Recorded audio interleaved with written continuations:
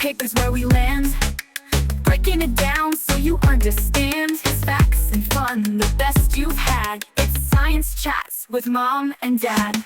Welcome back to Science Chats with Mom and Dad. Today we're tackling something super intriguing. How platforms like YouTube are changing who decides what's in and what's out in digital culture. Big topic, right? Absolutely. It's all about these cultural entrepreneurs, people creating original, fresh content who are using platforms like YouTube to reach audiences directly.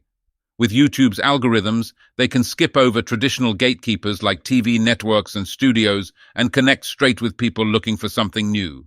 Right! It sounds like a win-win, but there's a catch. While cutting out the middleman can help creators find their audience, it also means they miss out on some professional curation. Those classic gatekeepers bring something valuable. That special stamp of approval that tells us a piece of content is really worth paying attention to.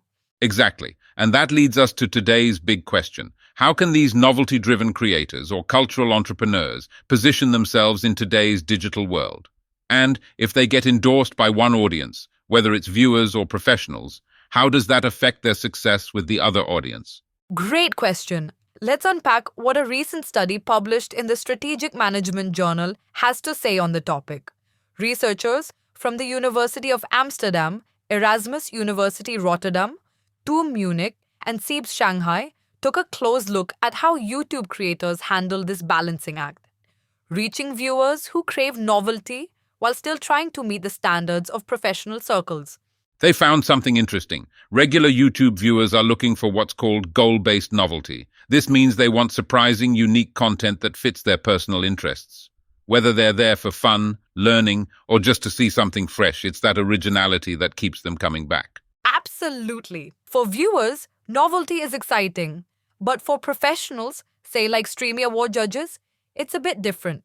Professionals tend to use something called prototype-based standards.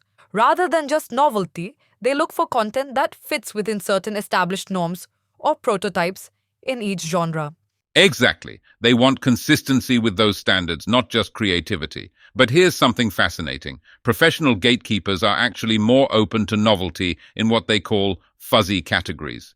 So, in genres that aren't strictly defined, like gaming, for example, they're open to more creativity. Right. So creators get a bit more freedom in those fuzzy categories, whereas genres with crisp boundaries, like food, tend to have clear expectations for how the content should look and feel.